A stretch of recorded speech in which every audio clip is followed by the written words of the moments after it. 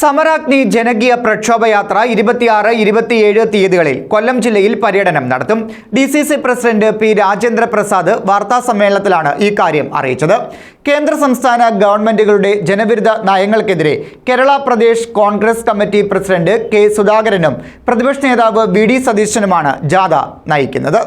കൊട്ടാരക്കര സമ്മേളനം AICC working committee അംഗം doctor Sasi Tharoor MPയും കൊല്ലം സമ്മേളനം തെലങ്കാന മന്ത്രി സീതാക്ക എന്ന ഡോക്ടർ ധൻസാരി അൻസുയയും ഉദ്ഘാടനം ചെയ്യും.